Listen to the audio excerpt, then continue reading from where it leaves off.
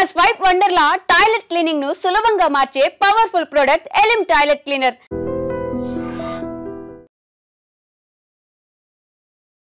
Iran మళ్ళీ Trump దగ్గరికి వెళ్లారు. ఆ తర్వాత ఒక చర్చల కోసం ఆహ్వానించారు.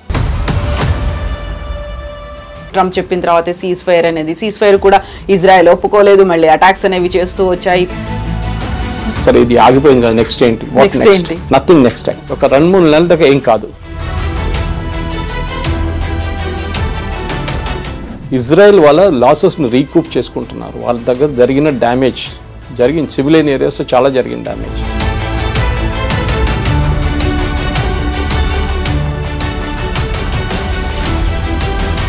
యురేనియంకి సంబంధించి ఆ బేస్ ఎక్కడుంది అనేది ఓన్లీ ఇరాన్ అండ్ ఇజ్రాయెల్కి తెలుసు అనుకున్నప్పుడు, ఇజ్రాయెల్ దగ్గర ఉన్నటువంటి ఇంటెలిజెన్స్ వ్యవస్థ అనేది ద మోస్ట్ పవర్ఫుల్. అక్కడ స్పై ఏజెంట్లు ఇరాన్లో కూడా ఉన్నారు, ఇంక్లూడింగ్ వాళ్ళ మిలిటరీలో కూడా వర్క్ చేస్తారు అనుకున్నప్పుడు why they are waiting?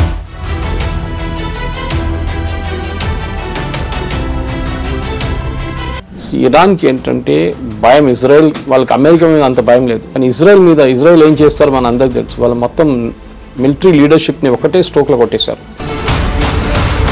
Israel నుంచి వచ్చిన ఆపరేషన్లో స్పెసిఫిక్లీ లీడర్షిప్ని టార్గెట్ చేయడంలో గేమ్ ఆఫ్ థ్రోన్స్లో ఒక సీన్ ఉంది. అదే స్ట్రాటజీ యూజ్ చేశారు దీంట్లో కూడా. ఆ పేరు కూడా అదే పెట్టారు.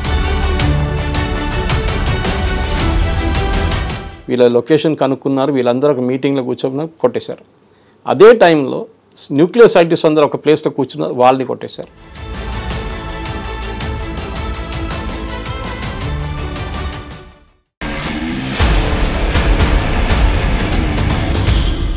నమస్తే, నేను Kavitha. Welcome to I dream news and నిజాలు. ఇరాన్ అండ్ ఇజ్రాయెల్ మధ్య యుద్ధం సడన్గా ఎందుకని ఆగిపోయింది? కేవలం సీజ్ ఫైర్ మాత్రమేనా? శాంతి చర్చలు కూడా ఉంటాయా? ఇందులో డొనాల్డ్ ట్రంప్ పోషించినటువంటి పాత్ర ఏంటి? అణు కేంద్రాల మీద దాడి చేశామని చెప్తున్నప్పుడు 408 kgs యురేనియం ఎక్కడుంది? దాని మీద కూడా అటాక్ జరిగిందా? బోల్డ్ అన్ని క్వశ్చన్స్ ఉన్నాయి. దీంతో పాటుగా డొనాల్డ్ ట్రంప్కి నోబెల్ శాంతి బహుమతి ప్రతిపాదన అనేది పాకిస్తాన్ నుంచి వచ్చింది. అలాగే ఇరాన్, ఇజ్రాయెల్ నుంచి కూడా వస్తుందా? యాక్చువల్గా డొనాల్డ్ ట్రంప్కి నోబెల్ శాంతి బహుమతి అనేది వస్తుందా? అర్హుడైన? బోల్డ్ అన్ని వార్తలు అయితే వినిపిస్తున్నాయి. వీటి వెనకాల ఉన్నటువంటి నిజమేంటి? మనతో పాటుగా ఉన్నారు సీనియర్ జర్నలిస్ట్ సురేష్ కొచ్చాతిల్ గారు. హలో సార్, నమస్తే. ఎలా ఉన్నారు? సో బోల్డ్ అన్ని అవుతున్నాయి అరౌండ్ ద వరల్డ్. అందులో ప్రతి దాంట్లోనూ ఒక వార్ అనేది ఉంటుంది. అన్నిటి వెనకాల మళ్ళీ అమెరికా కనిపిస్తుంది, డొనాల్డ్ ట్రంప్ కనిపిస్తున్నారు. ఏంటి అసలు ఏం జరుగుతోంది? డొనాల్డ్ ట్రంప్కి ఎట్లా అంటే పబ్లిసిటీ లేకుండా బతకలేరు ఆయన. ఆయన 100% పబ్లిసిటీ మ్యాన్ అన్నమాట. అది షో మ్యాన్ అంటారు ఇంగ్లీష్లో. అది ఎలక్షన్లో చూస్తుంటారు. ఎలక్షన్లో ఒక అసాసినేషన్ అటెంప్ట్ జరిగినప్పుడు కూడా టిపికల్ షో మ్యాన్ అటాక్ లాగా ఫిస్ట్ రేజ్ చేసి సెల్యూట్ చేసి I'm going to fight on అని చెప్పి ఒక మూడు తీసుకొచ్చారనమాట. కానీ ఎలక్షన్ గెలిచిన తర్వాత ఆయన ఇచ్చిన వాగ్దానాల్లో దాన్ని ఒక్కొక్క ఇంప్లిమెంట్ చేసుకొని పోవడానికి చాలా ప్రాబ్లం అవుతుంది ఆయన.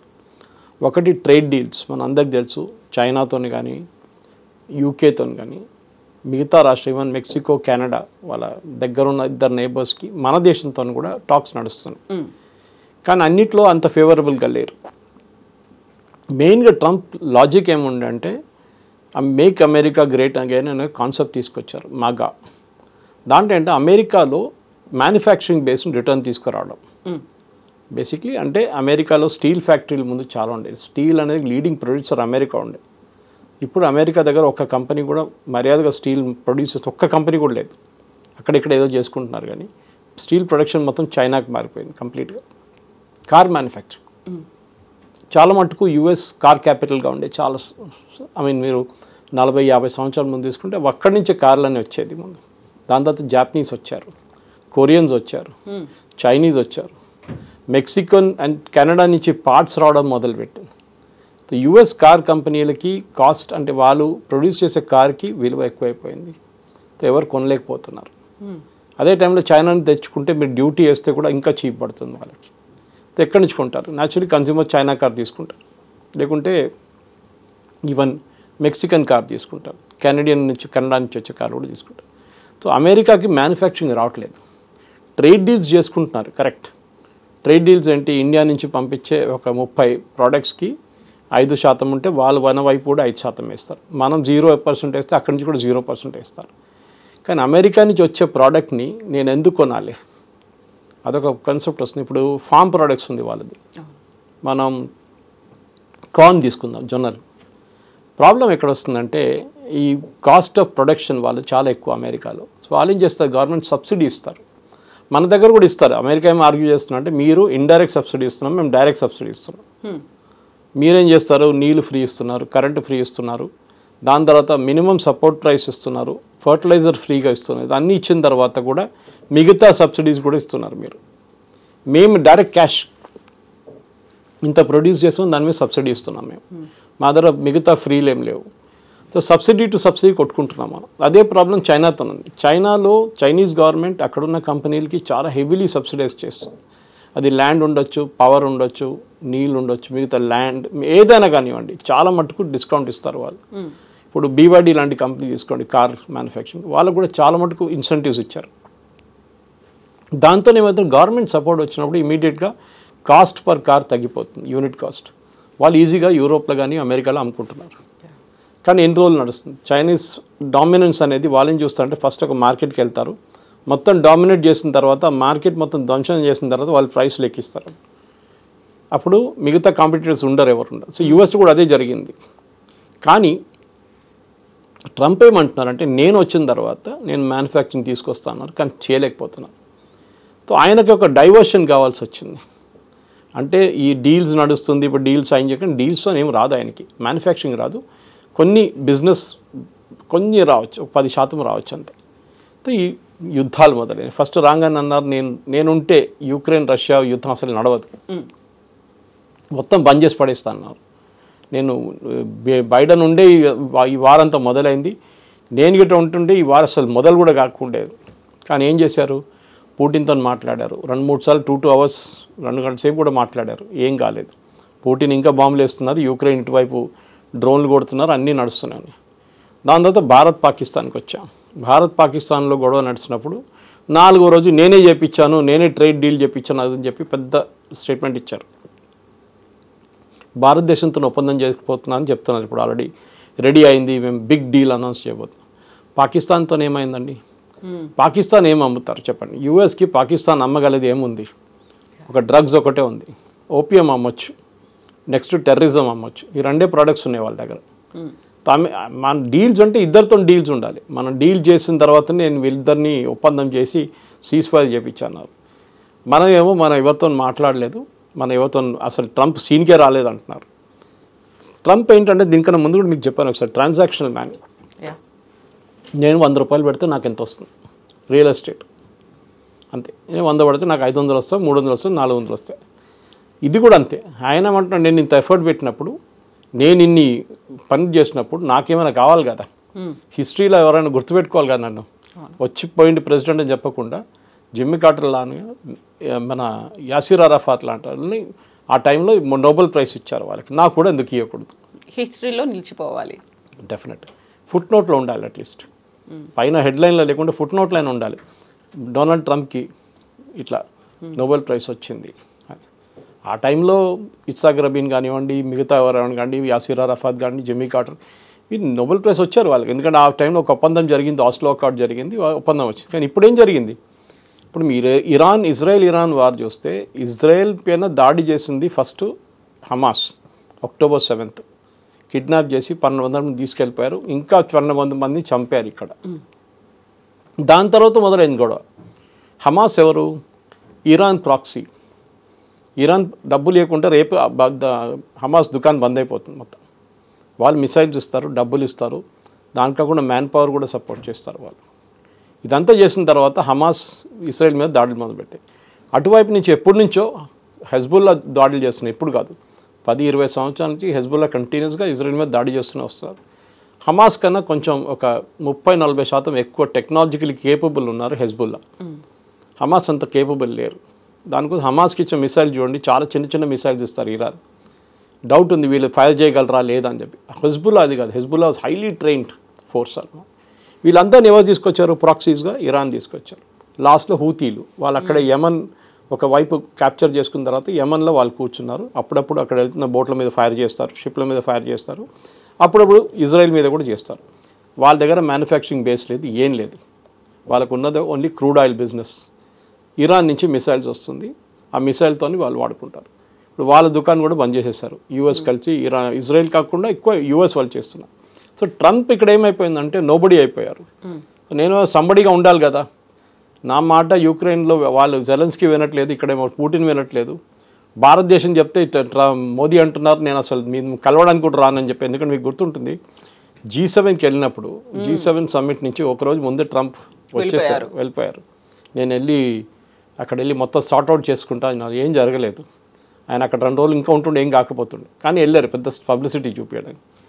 కానీ దాని తర్వాత ఏం జరిగిందంటే ఆ నెక్స్ట్ డే మోదీ గారు రిటర్న్ వస్తున్నప్పుడు G7 నుంచి మోదీ గారిని పిలిచారు, ఒఫీషియల్గా ఉంది, it's on record, for dinner రమ్మన్నారు.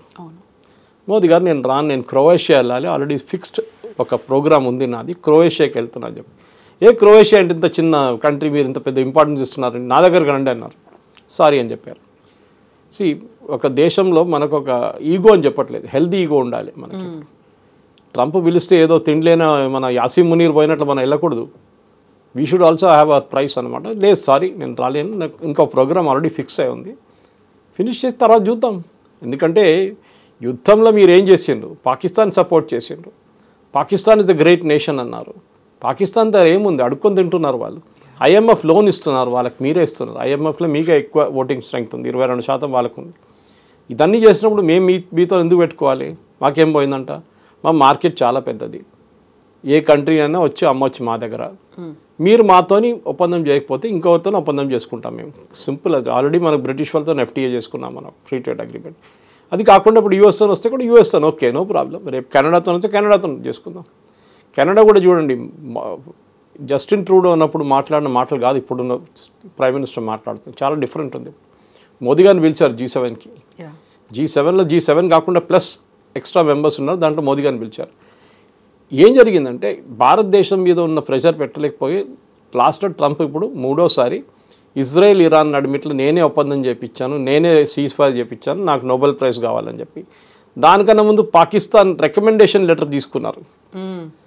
ఎప్పుడైనా అసలు అమెరికన్ ప్రెసిడెంట్కి ఎవడైనా ఇక్కడ రికమెండేషన్ లెటర్ రాస్తారండి, అదే అర్థం కాదు నాకు.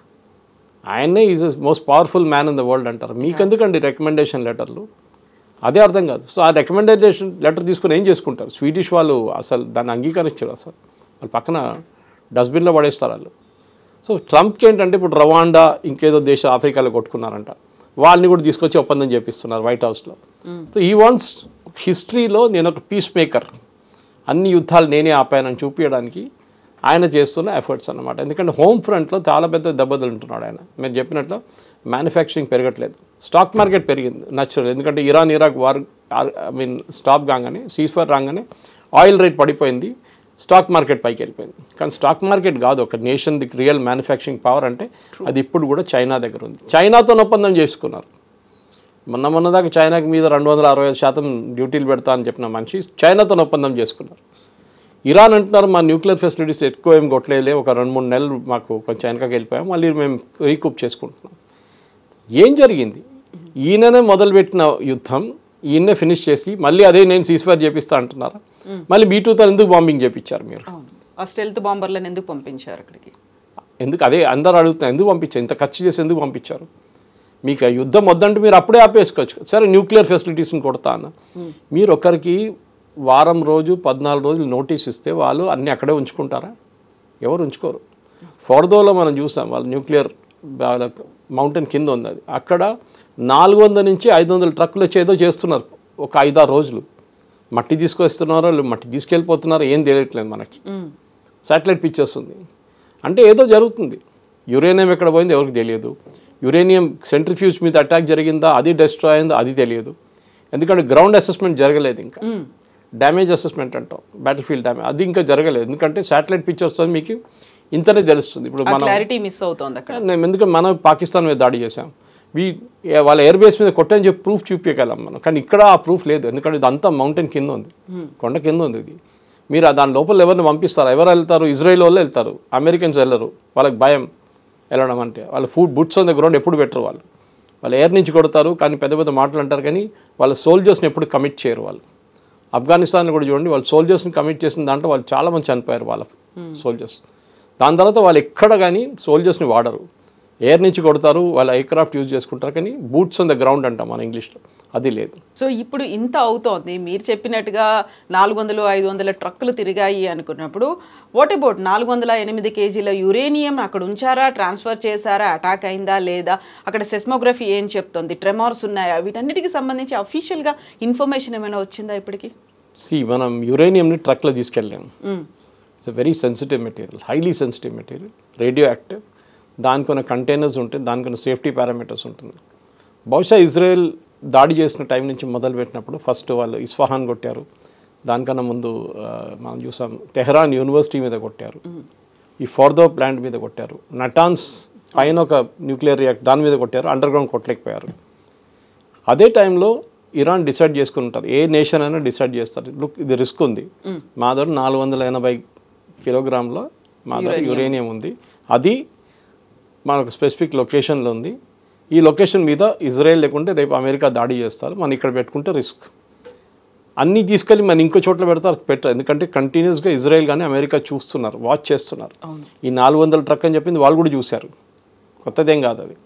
సో వీళ్ళేం చేస్తుంటారు, బహుశా that's what even international experts ఏమంటారు, వీళ్ళు డివైడ్ చేస్తుంటారు, 100 డివైడ్ చేసి 4 చోట్లకు పంపించుంటారు, 4 డిఫరెంట్ ప్లేసెస్కి. సో దట్ రిస్క్ లేదు కదా, ఇక్కడ కొడితే ఇక్కడ ఉంటుంది, ఇక్కడ కొడితే ఇక్కడ ఉంటుంది, సో వాళ్ళకి రిస్క్ లేదనమాట. ఇంకోటి దీన్ని ప్యూరిటీ ఎంత ఉందో మనకు తెలియదు. ఒక నార్మల్ పీస్ఫుల్ పర్పస్కి ఒక న్యూక్లియర్ పవర్ ప్లాంట్ నడిపించాలంటే 3% ప్యూరిటీ చాలు. ఇరాన్ ఏమంటున్నారంటే వాళ్ళు ఐఏఈఏ దగ్గర సబ్మిట్ చేసిన డాక్యుమెంట్లో మేమేం చేయట్లేదు, ఆ యురేనియం అట్లనే ఉందంటున్నారు. ఐఏఈఏ ఏమంటున్నారు 60% దాకా వీళ్ళు ప్యూరిటీకి వచ్చేసారు అని. ఇది యూఎస్ కూడా చెప్తున్నారు. 60 నుంచి 80కి వచ్చి 80 నుంచి 85 కలంగానే వెపన్ గ్రేడ్కి వచ్చేస్తారు. వెపన్స్లో ఇన్సర్ట్ చేసుకోవచ్చు, వార్ హెడ్ న్యూక్లియర్ బాంబ్ పెట్టవచ్చు, దాని ట్రిగరింగ్ మెకానిజం అంతా ఉండాలన్నమాట. ఆ స్టేట్కి ఇంకా రాలేదు. దీంట్లో చాలా మటుకు కాన్ఫ్లిక్ట్స్ ఉన్నాయి. ఇప్పుడు తులసి గబాడ్ ఒక స్టేట్మెంట్ ఇచ్చారు ఆమె, ప్రెసిడెంట్ ట్రంప్ సిఐఏ వాళ్ళు ఇంకో స్టేట్మెంట్ ఇచ్చారు, ప్రెసిడెంట్ ట్రంప్ ఇంకో స్టేట్మెంట్ ఇచ్చారు, పీట్ హెస్గెత్ ఆయన ఇంకో స్టేట్మెంట్ ఇస్తున్నారు, డిఫెన్స్ సెక్రటరీ. వీళ్ళు ఎవరు నిజం చెప్తున్నారో ఎవరికి తెలియదు, ఇది ఎక్కడ పోయిందో ఎవరికి తెలియదు, ఎక్కడ పోతే కూడా ఏం అవుతుందో అది కూడా చెప్పలేకపోతున్నారు. ఇది తీసుకొని వాళ్ళు ఏం చేసుకుంటారు? యురేనియం అట్లా ఒట్టి యూజ్ చేయలేము కదా, దాన్ని ప్రాసెస్ చేయడానికి ఫెసిలిటీ ఉండాలి, దాని సెంట్రిఫ్యూజ్ ఉండాలి. అది ఏం లేకుండా మీరు ఏం చేసుకుంటారు యురేనియం పెట్టుకొని? అది రిస్క్, అది చాలా, అది మీద పెట్టుకోవడమే రిస్క్. చుట్టుపక్కల ఉన్న వాళ్ళకి రిస్క్, రేడియో యాక్టివిటీ రిస్క్ అన్నీ ఉంటుంది.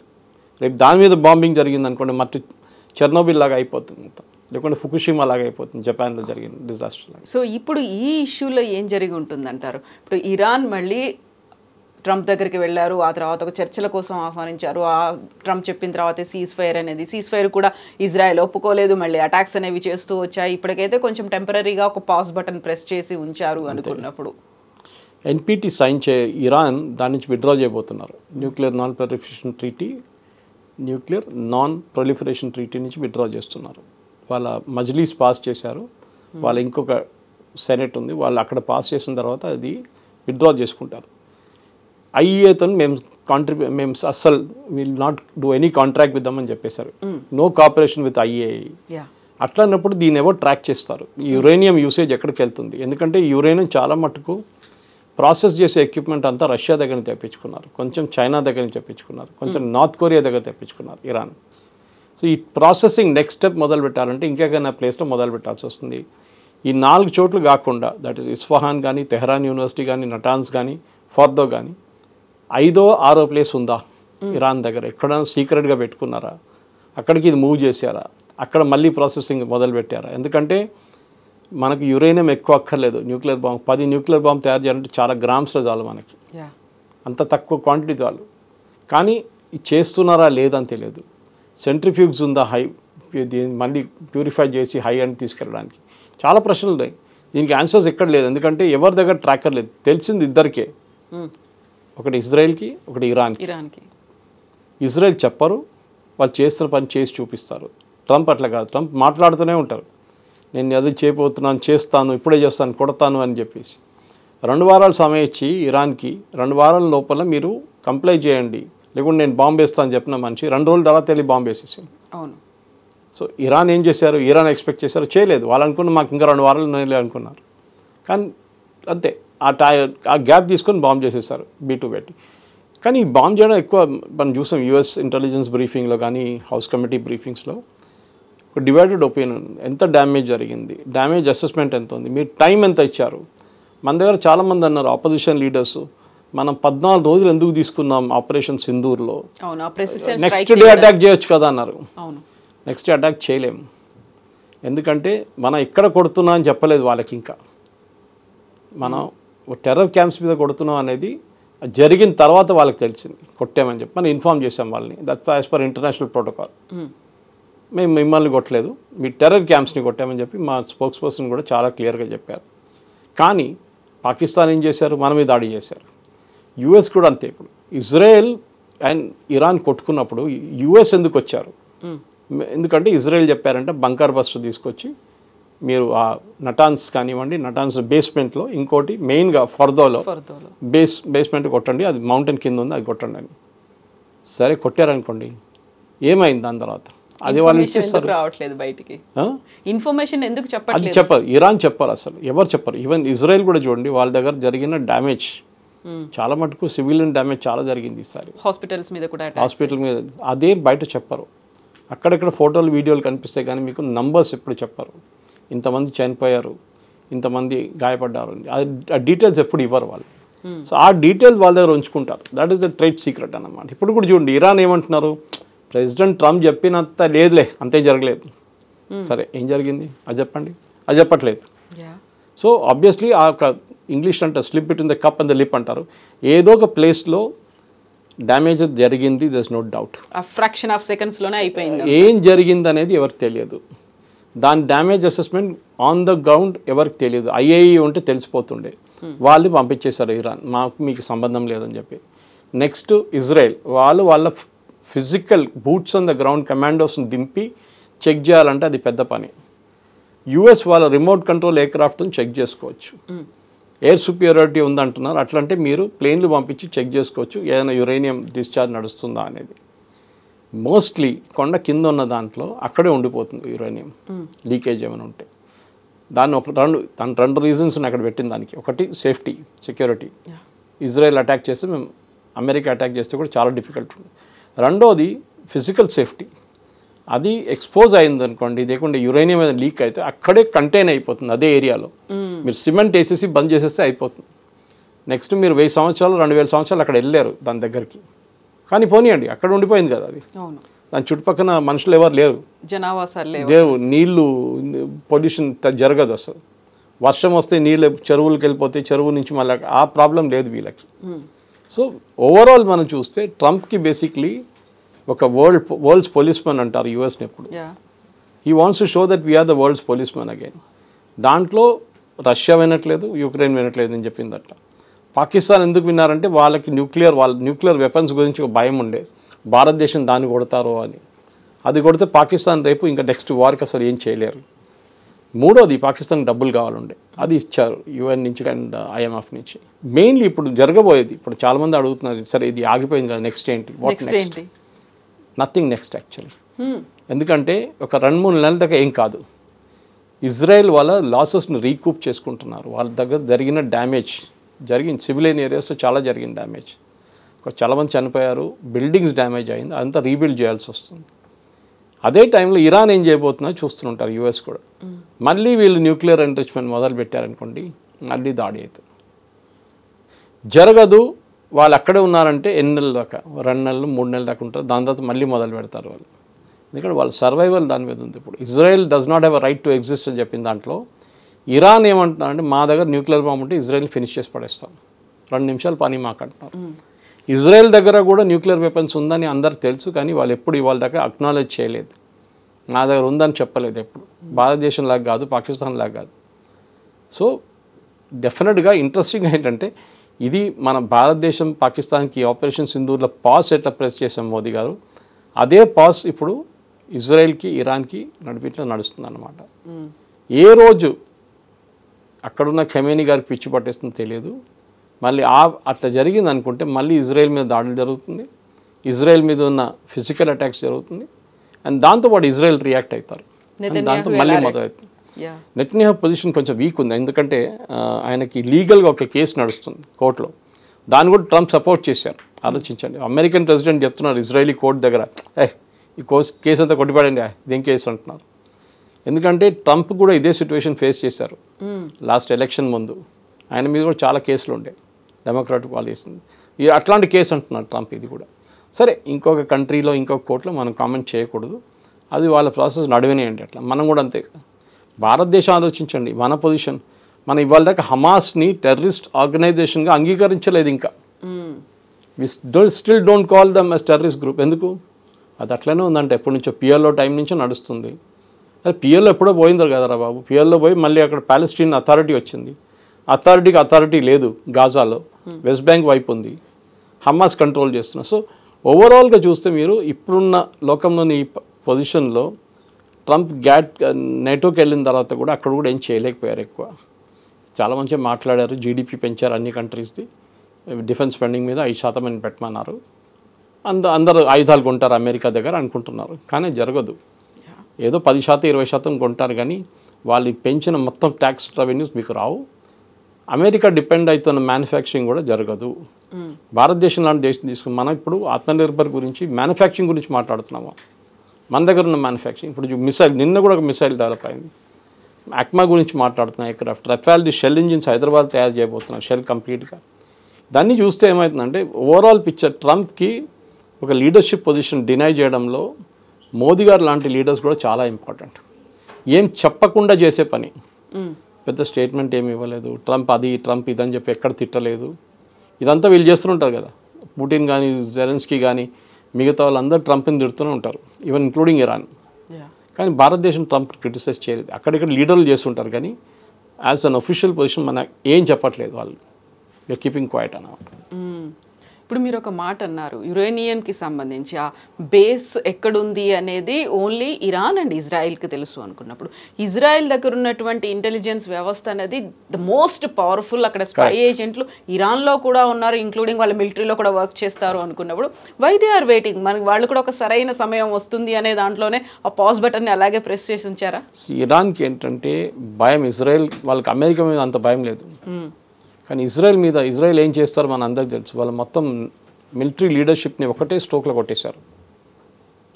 ఓకే, అండ్ నెక్స్ట్ ఇక్కడేమో I think operation red line ఏదో అది పేరు, దాని ఆపరేషన్ పేరు రైజింగ్ హ్యామర్ ఒకటి, రైజింగ్ హ్యామర్ యూఎస్ పెట్టేశారు.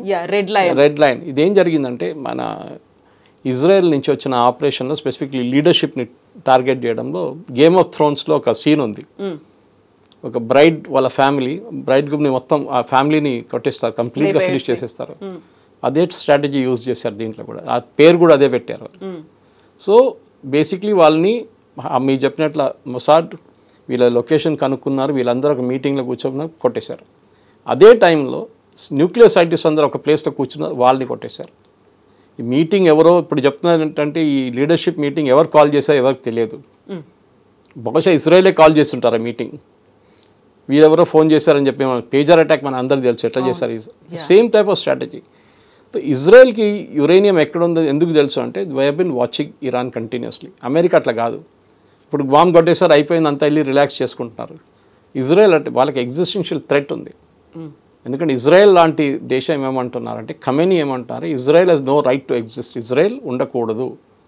అట్లన్నప్పుడు మేము ఉన్నామని చూపించాలి కదా వాళ్ళకి. దే విల్ ట్రాక్ వాళ్ళకి తెలుసు యురేనియం ఎక్కడ ఉందని. యురేనియం అనేది నేను చెప్పినట్లు మనం ఏదో బ్యాగ్లు వేసుకొని తీసుకెళ్ళలేము, మనం దాన్ని లారీలు వేసుకొని తీసుకెళ్ళలేము. నేను చాలామంది మన పబ్లికేషన్స్ ఇండియాలో వాళ్ళు రాసిన చూసి నేను నవ్వాను అనమాట.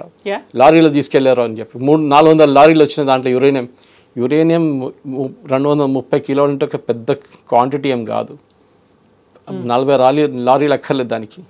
So just relax. కాకపోతే ఉన్నటువంటి కంటైనర్లు దాని mechanism highly radio active. So దాన్ని ట్రాన్స్పోర్ట్ చేయడంలోనే పెద్ద కేర్ఫుల్ ఉండాలి. అది ఇట్లాంటి పరిస్థితుల్లో ట్రాన్స్ఫర్ చేసినప్పుడు బ్యాడ్ లక్ ఎక్కడైనా ఇజ్రాయెల్ వచ్చి కొట్టారనుకోండి ఈ రోడ్డు మీదే, చుట్టుపక్కల ఉన్న 500, 600, 1000 కిలోమీటర్లు ఎవరు ఉండలేరు మళ్ళీ.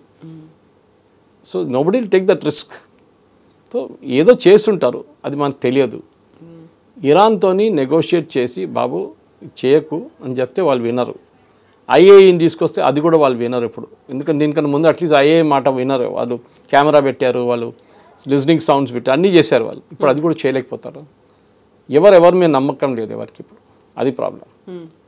సో ఇజ్రాయెల్ స్టాండ్ ఎలా ఉంటుంది అనేది ఎంతకాలం వేచి చూస్తుంది? ఇప్పుడు ఈ అమెరికా వాళ్ళు ఇచ్చినటువంటి ఒక మాటకి ఒక గౌరవం ఇచ్చేసి ఆగారా? కరెక్ట్. ఎందుకంటే వాళ్ళకి నేను చెప్పినట్టు ఇంకా ముందు చెప్పాను మీకు, రీకూప్ చేసుకుంటున్నారు. వాళ్ళ దగ్గర కూడా ఆయుధాలు అయిపోయినాయి. డైలీ డేవిడ్ స్లింగ్ కానివ్వండి, ఐరన్ డోమ్ యూజ్ చేస్తున్నాడు, మిసైల్స్ ఒక రోజు అయిపోతుంది. అవును, ఇరాన్ది కూడా అయిపోయినాయి మిసైల్స్, కానీ కౌంటర్ చేయడానికి మిసైల్స్ కావాలి కదా, ఐరన్ డోమ్ లాంటి మిగతాది. అది కూడా 200 ఎయిర్ ఫోర్స్ జెట్లు పంపిస్తే ఒక దాంట్లో 4 మిసైల్స్ ఉంటాయి మీకు, ఒకేసారి 800 పోయిందా లేకుంటే 1000 పోయిందా?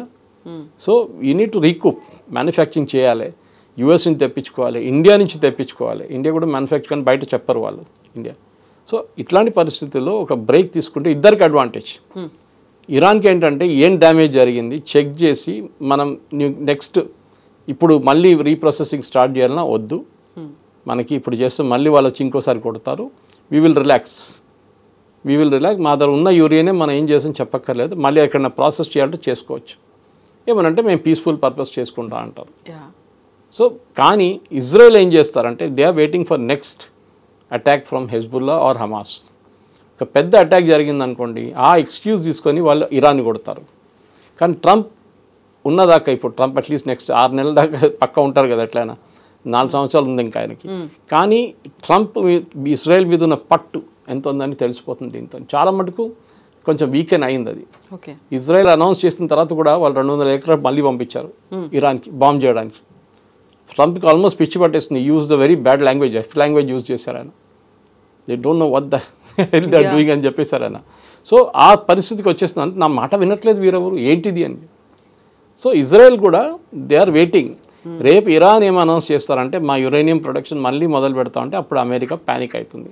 మళ్ళీ ఇరాన్ దగ్గర వెళ్ళి ఇజ్రాయెల్ దగ్గర వెళ్ళి ఏం చెప్తారంటే మీరు కొట్టండి, మీరు ఏం కావాలంటే చేసుకోండి, ఎందుకంటే సీజ్ ఫైర్ వైలేట్ అయిందని చెప్పేసి.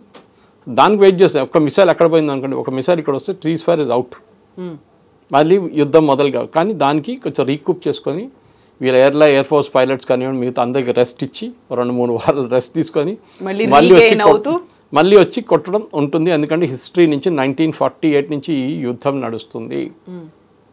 అప్పుడు ఈజిప్ట్, జార్డన్, లెబనాన్ అందరు కలిసి అటాక్ చేశారు, ఇజ్రాయెల్ మీద దాడి చేశారు. ఇప్పుడు ఇరాన్ దాడి చేశారు, ఇరాన్ ప్రాక్సీస్ దాడి చేస్తున్నారు. సో నెక్స్ట్ సిచ్యువేషన్కి రావడానికి Israel is waiting for one small mistake from Iran. అది చెప్పగానే వాళ్ళు చెప్పేస్తారు ట్రంప్కి, చూడండి వాళ్ళు యురేనియం ఇక్కడ పెట్టుకున్నారు, వాళ్ళు ప్రాసెస్ చేస్తున్నారు, మీరేం చెప్తారంటే వెళ్ళి కొట్టేశారా బాబు నాకు తెలియదు అని చెప్పేస్తారు. బికాస్ ప్రెసిడెంట్ ట్రంప్కి ఏంటంటే ఆయన ఒక పీస్ మేకర్గా చూపిస్తున్నారు ఆయన్ని. కానీ ఆయనే B2 పంపించింది కదా బాంబు చేయడానికి. బాంబులు వేసిన తర్వాత హిందీలు అంటారు బిల్లి సౌ చూవే కాకే హచ్కోగాయని, పిల్లి ఒక 100 ఎలకలు తినేసి మళ్ళీ హజ్కెళ్ళిందంట. అట్లా ఆ పరిస్థితి ఇది. సో డెఫినెట్గా ఒక ట్రంప్ చేసిన తప్పులు ఉన్నాయి, చాలా ఉన్నాయి, మిస్టేక్స్, స్ట్రాటజిక్ మిస్టేక్స్ చాలా ఉన్నాయి. B2 యూజ్ చేయాలన్నా వద్దా, మీరు మీకు మొత్తం డిస్ట్రాయ్ చేయకపోతే మీరు ఎందుకు సెకండ్ ట్రిప్ ఎందుకు వెళ్ళలేదు ఇంకోసారి? ఇద్దరు ఇన్ని B2 బాంబర్స్ ఉంది కదా, సెకండ్ వేవ్ ఎందుకు కొట్టలేదు? సెకండ్ వేవ్ కొడితే మళ్ళీ మొత్తం అది డిస్ట్రాయ్ అయిపోయి ఉంటుందా? లేకుంటే ఇజ్రాయెల్ దగ్గర ఉన్న ఆయుధాలు వాళ్ళు ఎందుకు వాడట్లేదు? వాళ్ళ దగ్గర ఉన్న ఆయుధాలు కూడా వాడచ్చు, కానీ వాళ్ళు ఆపేసుకున్నారు. మేబీ నెక్స్ట్ రౌండ్లో కొడదామని చెప్పేసి బహుశా జరగచ్చు కూడా. ఇప్పుడు ఫస్ట్ ట్రంప్ మళ్ళీ సెకండ్ టర్మ్లోకి రాగానే చేసిన పని రష్యా అండ్ ఉక్రెయిన్ మధ్య దాంట్లో ఒక డిస్కషన్ అనేది తీసుకొచ్చారు. ఇద్దరు పట్టించుకోలేదు, వినలేదు. ఈవెన్ వైట్ హౌస్కి జెలెన్స్కీని పిలిచారు, కేర్ నాట్ అన్నట్టుగా ఆయన ఉన్నాడు. ఆ తర్వాత మన పాకిస్తాన్ ఆపరేషన్ సింధూరు దీని గురించి మాట్లాడారు. ఆ తర్వాత ఇరాన్ ఇజ్రాయెల్ అయింది. సో ఇక్కడ కూడా ఒక పాజ్ బటన్ లాంటిది ప్రెస్ చేసి ఉంచారు. ఆ తర్వాత ఇంకోటి ఏదో అవబోతుందా మళ్ళీ? Are they waiting for that? అలా అనిపిస్తోంది కదా. అమెరికా వెయిట్ చేస్తున్నారండి, కానీ అమెరికాకి ఇంకా యుద్ధాలంటే ఇంకా కొత్త ఏదైనా యుద్ధం తయారు చేయాల్సి వస్తుంది. అది ఎక్కడ లేదు ఇప్పుడు, ఎందుకంటే ఆఫ్రికాలో ఎక్కడో నడుస్తుంది, రువాండా గివాండా అంతా నడుస్తుంది, కానీ పెద్ద వార్ ఎక్కడ లేదు. రిజీమ్ చేంజ్లు ఉన్నాయి కొన్ని, మయన్మార్లో చేపిస్తున్నారు, అది జరగబోతుంది నెక్స్ట్ 6 monthsలో. మయన్మార్లో మోస్ట్లీ మిలిటరీ వాళ్ళ ఒక కూ నడుస్తుంది, మిలిటరీలోనే కొట్టుకుంటారు కొంచెం. ఆఫ్ఘనిస్తాన్ కొంచెం ట్రై చేస్తున్నా కానీ అక్కడ ఏం జరగట్లేదు వాళ్ళతోని, అమెరికాతోని. ఇరాక్లో కూడా ఏం లేదు, లిబియాలో లేదు, చెప్పినట్లు ఎక్కడ లేదు. సో అక్కడ మిగిలింది ఒక్కటే ఏంటంటే ఇరాన్ ఒకటి ఆ ఏరియాలో, ఇంకోటి లెబనన్లో అయితే ఇప్పుడు పీస్ఫుల్గానే ఉన్నారు వాళ్ళు, ప్రాబ్లం లేదు వాళ్ళతోని. లోకంలో మొత్తం మీరు కంప్లీట్గా చూస్తే పొలిటికల్గా అన్స్టేబుల్గా ఉన్న రీజన్ మిడిల్ ఈస్ట్ ఒకటే. కానీ ఇప్పుడు అది కూడా ఈ సీజ్ ఫైర్తో అది కూడా కూల్ అయిపోయింది. ట్రంప్కి ఇంకా కొత్తది ఏమైనా తయారు చేయాలంటే ఏదో కొత్త డ్రామా చేయాల్సి వస్తుంది. నేనైతే ఐ కెనాట్ గెస్ ఏం చేయబోతున్నారని, కానీ ఏదైనా గేమ్ ఉంటుంది. ట్రంప్కి అది చేయకుండా ఆయనకి నెక్స్ట్ ఎలక్షన్ లేదనుకోండి, అది డిఫరెంట్ థింగ్. కానీ డెమోక్రాట్ పార్టీకి ఒక పెద్ద ఛాలెంజ్ ఉంటుంది. ఎందుకంటే వాళ్ళు ట్రంప్ని కిందకి దింపాలంటే, అట్లీస్ట్ రిపబ్లికన్స్ని కిందకి దింపాలంటే ట్రంప్ని కొంచెం కంప్లీట్గా ఒక ఫెయిలియర్గా చూపించాల్సి వస్తుంది. అది జరుగుతుందా లేదా అని మనం చూడాల్సిందే. ఈ వార్తోని, ఈ యుద్ధంతో తెలిసిపోయింది ఒకటి ఏంటంటే, అక్కడ ఒక టర్మ్ వచ్చింది, టాకో అంటారు యూఎస్లో. ట్రంప్ ఆల్వేస్ చికెన్స్ అవుట్ అంటే ఏదైనా ప్రాబ్లం వస్తే ట్రంప్ విత్డ్రా చేసుకుంటారని. అది కానీ ఈసారి ఎందుకు జరిగింది ఎక్స్ప్లెనేషన్ అడగాల్సింది యుఎస్ కాంగ్రెస్లో. ఆల్రెడీ అడుగుతున్నారు డెమోక్రాట్స్ వాళ్ళు, ఎందుకు జరిగింది, ఎందుకు బీటీలు పంపించారు, ఎందుకు ఇమీడియట్గా సీజ్ ఫైర్ అనౌన్స్ చేశారు, ఎందుకు ఇజ్రాయెల్ ఇరాన్ దగ్గర చెక్ చేయకుండా సీజ్ ఫైర్ అనౌన్స్ చేశారు. మన దగ్గర కూడా అంతే చెప్పారు కదా, భారత్ పాకిస్తాన్ చేసుకుంటా అని చెప్పారు. మనకే తెలియదు ఏం నడుస్తుంది అనేది. సో ట్రంప్కి ఏంటంటే ఇన్ ద న్యూస్ ఉండాలి ఆయన. కానీ ఆయన అక్కడున్న లీగల్ ప్రాబ్లమ్స్ చాలా ఉన్నాయి. అక్కడ కోర్టుల కేసులు మస్తు నడుస్తున్నాయి. కాలేజెస్ కానివ్వండి, సిటిజన్షిప్ గురించి కానివ్వండి, ఐస్ గురించి కానివ్వండి, చాలా నడుస్తున్నాయి అక్కడ ప్రాబ్లమ్స్. అది ముందు సార్ట్అవుట్ చేసుకున్న తర్వాత లోకంలో ఉన్న మిగతా ప్రాబ్లం తర్వాత సార్ట్అవుట్ చేసుకోవచ్చు. ఆల్రెడీ మిడిల్ ఈస్ట్ని ఒక అత్యంత ప్రమాదకరమైనటువంటి ప్రాంతంగా ట్రంప్ ముందు నుంచి చెప్తూ వస్తున్నారు. అక్కడ ఉన్న వాళ్ళని ఎవాక్యుయేట్ చేస్తాము, ఇలాంటివన్నీ కూడా చెప్తూ వస్తున్నప్పుడు, సో ఇప్పుడు మిడిల్ ఈస్ట్ మీద ఫోకస్ పెట్టుకుంటారా లేకుంటే ప్రపంచవ్యాప్తంగానా, అమెరికానా? మిడిల్ ఈస్ట్ ఇప్పుడు లేదు, అక్కర్లేదు. Middle east is quite. ఇప్పుడు ఇరాన్ ప్రాబ్లం ఒకటే ఉండే, అది సార్ట్అవుట్ అయిపోయింది. హూతీలు మాట్లాడలేదు, హమాస్ ఎక్కువ గొడవ లేదు, హమాస్ ఇజ్రాయెల్ చూసుకుంటున్నారు. ఇటువైపు ఏమో లెబనాన్ అబ్సల్యూట్లీ క్వైట్ అయిపోయారు, అంటే హెజ్బుల్లా క్వైట్ అయిపోయారు. ఎవరు అక్కడ ప్రాబ్లం ఏం లేదు మిడిల్ ఈస్ట్లో. ఇప్పుడు ప్రాబ్లం రాబోతుందంటే ఎకనామిక్ ఫ్రంట్లో రాబోతుంది ట్రంప్కి. ఇది కాదు, not on the war front, economic front. Russia Ukraine ఎప్పుడు ఆపుతారని అది మనం చెప్పలేము, ఎప్పుడు ఆపుతారని. అది వాళ్ళు మొత్తం ఇద్దరు టైర్డ్ అయిపోయినప్పుడు ఆపేస్తారు. ఇప్పటికైతే ఇద్దరు కొట్టుకుంటున్నారు, వీళ్ళు ఆయుధాలు ఇస్తున్నారు మన నేటో, అది జెలెన్స్కీ వాడుకుంటున్నారు. ఇటువైపు ఏమో రష్యా ఇంకా ప్రొడక్షన్ ఎక్కువ చేస్తున్నారు, వాళ్ళు ఇంకా దాడి చేస్తున్నారు. ఇప్పుడు ఎక్కడ ఆగుతుందో, ఇదో ఫుట్బాల్ గేమ్ దాకా టైంఅవుట్ ఉంటుందో లేదో మనకు తెలియదు దీనికి. సో డెఫినెట్గా Trump next time Russia Ukraine ఉంటుంది, కానీ అంత ఈజీ కాదు. అది సార్ట్అవుట్ చేయాలంటే చాలా ప్రాబ్లమ్స్ ఉన్నాయి దాంట్లో. మెయిన్లీ ఏంటంటే జెలెన్స్కీ ఈ వార్ నుంచి విత్డ్రా చేసుకుంటే, సీజ్ ఫైర్ పెట్టుకుంటే జెలెన్స్కీ పొజిషన్ వీక్ అయిపోతుంది యుక్రెయిన్లో. పుటిన్కి ఏ ప్రాబ్లం లేదు, పుటిన్ ఆటోక్రాటిక్ రూలర్, ఆయన ఉంటాడు ఇంకా 10 సంవత్సరాలు కంటూ ఉంటాడు ఇంకా. కానీ జెలెన్స్కీ చెప్పలేము, అది పెద్ద ప్రాబ్లం అనమాట. సో ట్రంప్ సపోర్ట్ చేస్తాడా లేదా అని చూస్తే ఎస్ సపోర్ట్ చేస్తారు. ఎందుకంటే ఒక మినరల్స్ డీల్ చేసుకున్నారు, ఆ మినరల్స్ కావాలి, అక్కడి నుంచి రేర్ ఎర్త్స్ కావాలి, దానికి జెలెన్స్కీని వాడుకుంటారు. అయిపోయిన తర్వాత జెలెన్స్కీతో ఏం చేస్తారో మనం ఏం చెప్పలేము. సో ఇప్పుడు అల్టిమేట్గా మనం ఏ ఒక్క నోబెల్ ప్రైజ్ గురించి ఇంతలా చూడలేదు, ఇంతలా కూడా మాట్లాడుకోలేదు. నోబెల్ పీస్ ప్రైజ్ అనగానే డొనాల్డ్ ట్రంప్ చూస్తున్నారు అనేది ఒక రికమెండేషన్ లెటర్స్ ఇవన్నీ వెళ్ళిన తర్వాత వాట్ హ్యాపెన్స్, మొత్తం అల్టిమేట్గా ఫైనల్గా ఎవరి పేరు వస్తుంది అనుకుంటున్నారు? స్వీడిష్ అంత ఈజీగా తీసుకోరండి దీన్ని, అంత వాళ్ళు ఎవరు రికమెండేషన్ పట్టించుకోరు. ఆయన నుంచి రాసిస్తాను మీకు, it will be very surprising decision. ట్రంప్కే తర్వాత అంటే నేను ఎప్పుడు అడగలేదు, ఎవరన్నారు నేను అడిగానని చెప్పి నోబెల్ ప్రైజ్, నేను అప్పుడు అడగలేదు కదా, ఎవరు చెప్పారు నాకు ఇస్తారని చెప్పలేదు కదా అంటారు. తర్వాత ఇంగ్లీష్లో సార్ గ్రేప్స్ అంటాం, దొరకకపోతే తర్వాత దాన్ని అయ్యే ఎవరు కావాలి అదంతా అంటారు. అది ఆ పరిస్థితికి ట్రంప్ వచ్చేస్తారు. రియాలిటీ చెక్ అనేది ఒక 6 నెలలు వచ్చేస్తుంది ట్రంప్కి డెఫినెట్గా. సో అప్పటిదాకా ఫోకస్ పెట్టాల్సినటువంటి అంశాలు బోల్డన్ ఉన్నాయి, వాటి మీద ఫోకస్ పెట్టుకుంటే economy, US economy should be the number 1 focus for Trump. అక్కడే పెద్ద డిజాస్టర్ రాబోతుంది. ఏ ఒప్పందం చేశారు కానీ ఒప్పందంలో మ్యానుఫ్యాక్చరింగ్ రావట్లేదు. ఇప్పుడు కూడా మొబైల్ ఫోన్స్ ఇవాళ అనౌన్స్ చేశారు, ఫాక్స్కాన్ కానీ మిగతా కంపెనీలు కానీ, ఏ కంపెనీ కానీ మిగతా ఇండియాలో కూడా ప్రొడక్షన్ పెట్టుకుంటున్నాం మేము, ఇండియా నుంచి ప్రొడక్షన్ మూవ్ చేయట్లేదు అన్నప్పుడు ట్రంప్ అమెరికా కోసం ఏం చేస్తారు, మాగా కంటిన్యూ చేస్తారా లేదా అనేది చాలా పెద్ద problem. Yes sir, thank you so much Suresh garu, thank you. నిజంగా ప్రస్తుతం ఉన్నటువంటి సమాజం దేనికి ప్రయారిటీ ఇస్తుంది? ఆర్థిక సంబంధాల చుట్టూ మాత్రమే తిరుగుతోంది. మళ్ళీ ఎన్నికలంగానే చాలా విరక్తి కలుగుతున్నాం. మంచి అనిపిస్తుంది కదా, లేడీస్ కూడా ఛాలెంజింగ్ జాబ్స్ చేసినప్పుడు చాలా బాగుంటది. ట్రాఫిక్ అసిస్టెంట్స్ గా నియమించిన ట్రాన్స్జెండర్స్ అందరితో సాల్యూట్ చేయించుకుంటున్నారు. ఫుడ్ డెలివరీ ఇవ్వటానికి వెళ్ళినటువంటి డెలివరీ బాయ్ అనిల్ పై కళ్ళ ముందు